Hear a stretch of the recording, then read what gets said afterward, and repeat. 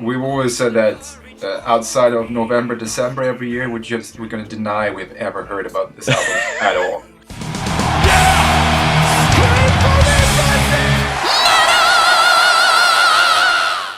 Hey everyone, welcome to the channel. My name is Belgian Jasper. If this is your first time to the channel, hit subscribe right now. Last year we had a very fun Christmas EP by YE Banished Privateers, and this year they are back with a full-blown Christmas album. I had to sit down with Bjorn Bellows of the band to learn all about this new fun album. Oh, tidings of sulphur ahoy, sulphur ahoy, oh, Alright, so Bellows, thank you so much for your time today. First question that I have to ask you is, as a kid growing up, one of my favorite movies was The Crimson Pirate, where the antagonist eventually turns into a hero somewhat. Was also a pirate called Bellows. Any inspiration there for you, or is it just a coincidence? It's probably a coincidence, but I saw that movie as a kid as well.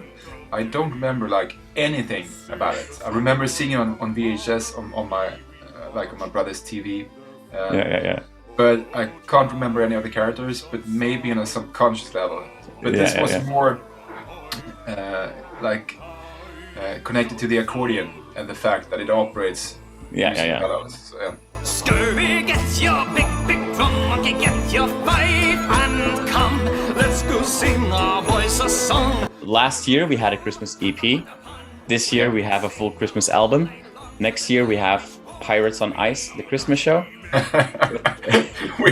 We've actually been joking about how we should do a live musical out of this, and connect the songs with a storyline in between, and we'll see. Tidings of sulphur ahoy, sulphur ahoy, tidings of sulphur ahoy. People that know the band know that you can pretend to joke all you want, but there's a lot of professionalism, and there's a lot of it's a serious operation, this band, in every little aspect. Knowing what passionate musicians you are and band members you are, what is more fun for you to mix and match and come up with your own little version, or to do more a true reword carol? I definitely mix and match and try to get as far from the original as possible, while still having people being able to recognize the original song. That's our ideal, and that's what makes some of the songs harder to work with than others. We have this song Carol of Bellows on this album, which is based on Carol of the Bells. Yes. And Carol of the Bells is a 3-note melody,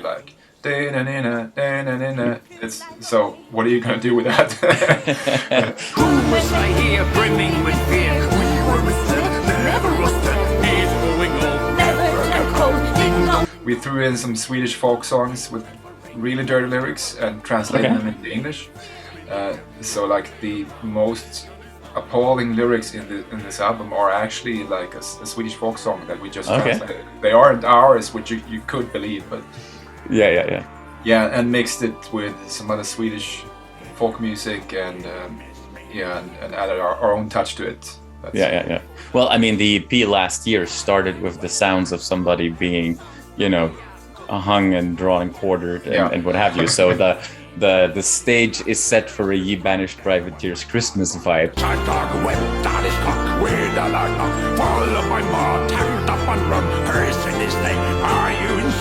The reality is that Christmas-themed music has a short shelf life, and it comes back every year, right? I mean, we're all hearing Mariah Carey again in every store that we're going into.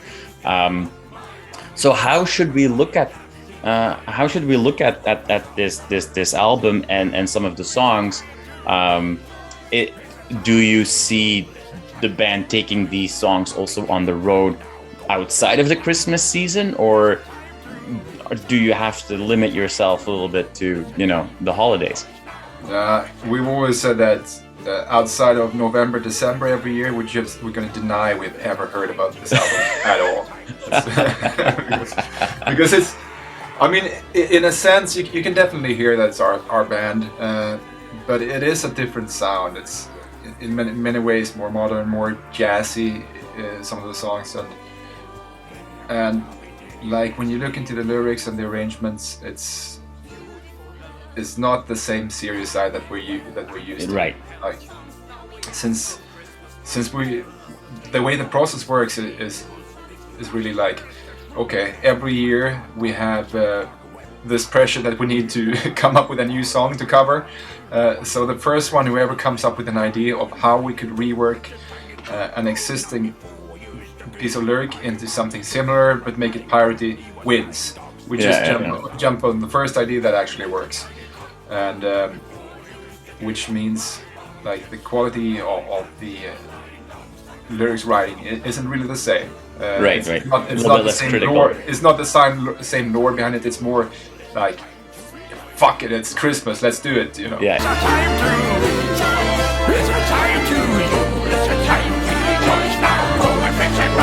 Now, there are 30 very creative people in this band. We've seen a lot of bands that were in similar situations like yourself, you know, releasing an album either just before or just at the start of the pandemic, and, you know, kind of having to sit on that. We see a lot of bands been very creative and bringing even out new albums. Is it fair to assume that the Christmas tunes is not the only new music that is floating around in the YE Banished Privateer camp? Yeah, of course. We're sitting on some new songs and some new material. But I mean, this would be our second album that we released during this pandemic. Yeah. Like, we really timed the first one. Releasing it in February 2019, just when COVID hit Europe. And yeah, that was a bit tough to cope with the fact that we weren't going anywhere with this album. We would be staying in Sweden, and this album would hopefully live its life on its own on internet and through physical copies spread throughout Europe and America and South America. But this, we're more realistic. Like you say, Christmas is a seasonal thing, but that's the great thing about it. Okay, so our gigs that we were supposed to have a release party in Germany, that got cancelled, of course. But we know also that Christmas will come back next year.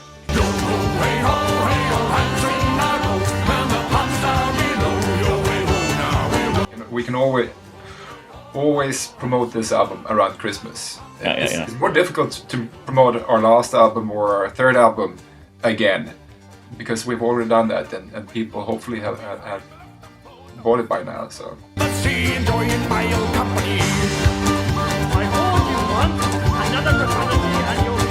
Seeing how, because you've got not just a dedicated group of people in the band, but you also have a pretty dedicated group of people around the band. Your fan community is pretty amazing. Seeing that community grow so much closer, and you know, I've been part of some of your drunken rehearsal shows and what have you. I know it's a small silver lining maybe, that might not balance out touring all over the world, but that must have been nice to see at the same time, how this community came together and has been supporting you very vocally the last 18 months to 2 years. Yeah, definitely. I mean, like you say, you mentioned the drunken rehearsals. It was supposed to be something we did for a couple of months until the pandemic blew over, and we were supposed to come out at the end of summer 2019 to play again. That didn't happen, but we realized we really enjoyed doing the drunken rehearsals because we just loved the way, like you say, people came together around us and participated in this and created this content together with us. And how like we haven't even had an issue with any haters or people like stepping out of line and saying stupid shit like racist joke or sexist joke. Everyone, you know, knows sort of the rule and what goes and what doesn't go, and it's super amazing, really. It's a big part why we do this, and why we still feel like really energized after these soon to be 2 years without really playing any shows.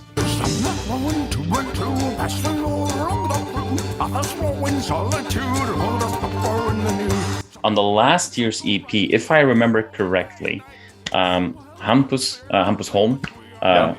How amazing, by the way, is it that there is a Swedish band with 30 people and there's 2 Hampai or Hampuses, or I don't know what the plural is of that, and only 1 Bjorn. That's defying stereotypes. If I remember correctly, he sang parts of one of the 2 songs on that EP, and he's been given more of a spotlight role for Sulphur Ahoy, the single that has been released already, and the video. Was this whole idea basically just your plan of a practical joke to get Hampus to dress up like a drunken sheriff? God rest ye merry gentlemen, sleep now while you may. I think it's more like the creative chaos, which involves being in a band with 30 members. You write a song, and when it's time to record it, you don't even know who's gonna sing it. So people come into the studio, and we tried Hampus for backup vocals, and then it just worked out great. And now it turns up on the video. So now I guess he's stuck with that role, actually, and he's like the most uncomfortable singer. So I'm really looking forward to seeing him perform on stage. Yeah, for sure. Flying in his angel outfit over the audience, like something like that. But is that for you? You are one of the band leaders. Is that a tough job for you to kind of keep track of spotlight times and making sure that everybody gets the screen time that they would like to get? You know, that must be quite the task of so many people. It is. It really is, actually. Like, we try to acknowledge everyone and make sure that everyone has their time to shine, which is difficult because sometimes some songs really suit certain voices, or maybe they're even written with a specific person in mind for doing this. So, I mean, it's a juggling act, really. But I think we can be fairly open in our discussions, and we, like, even when we go on tour, we mix singers. Like, I might be singing one song on tour, and the next tour I won't be singing it because Jim will, or William will, or someone else, because I already have 5 songs in the set, so I can easily drop 2.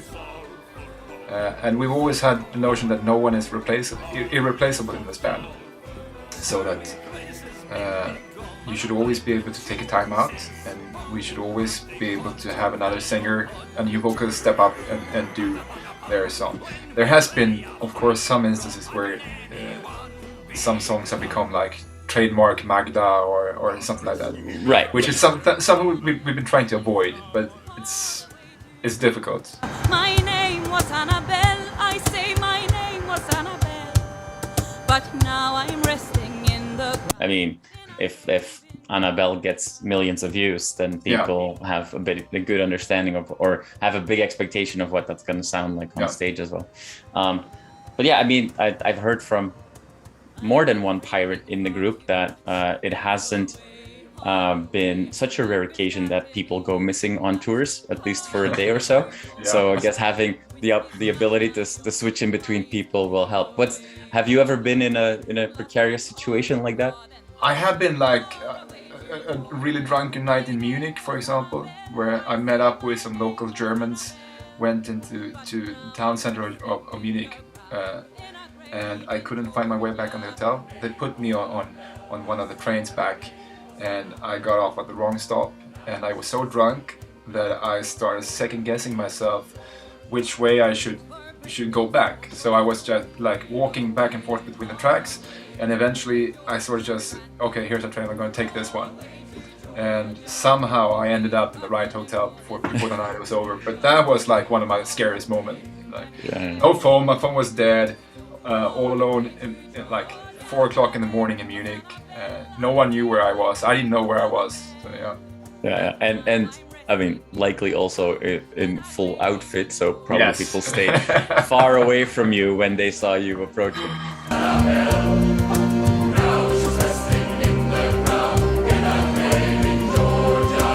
You know, we talked already briefly about, you know, the amazing community you have around you.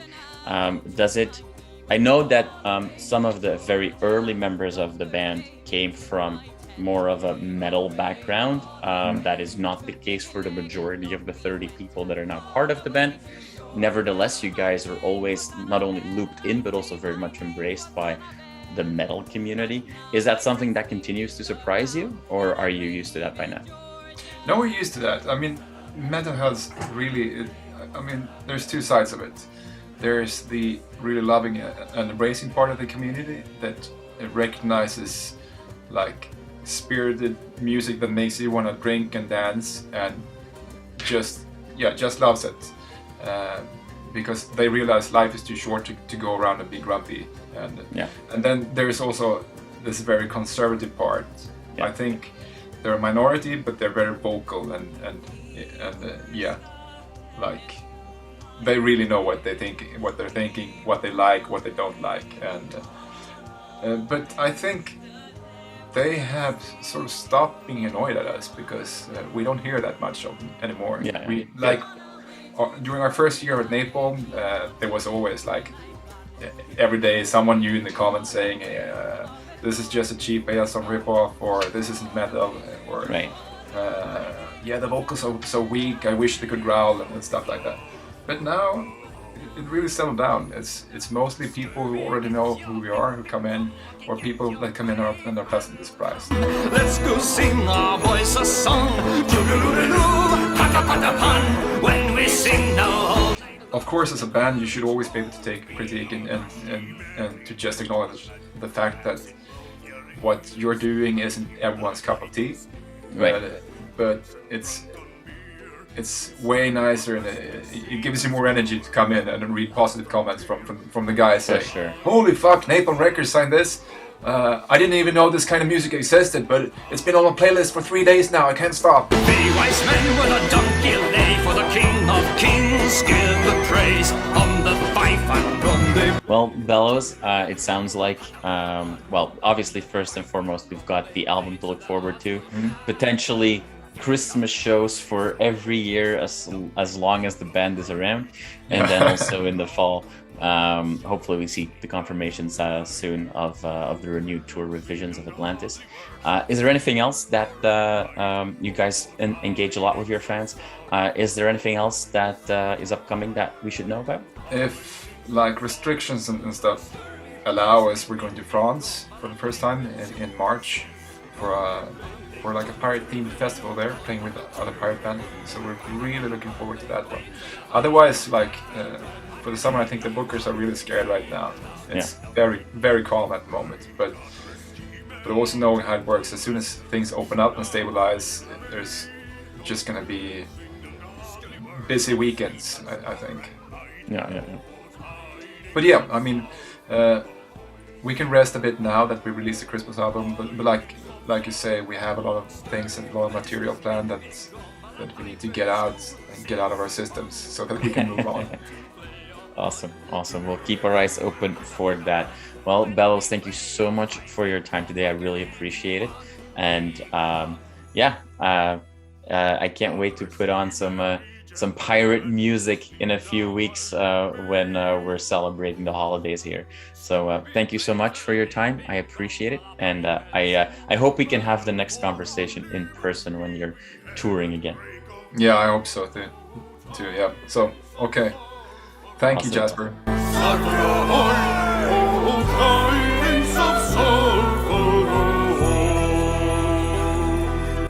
You are awesome for watching this video. Click right here to see more content like it and subscribe to the channel.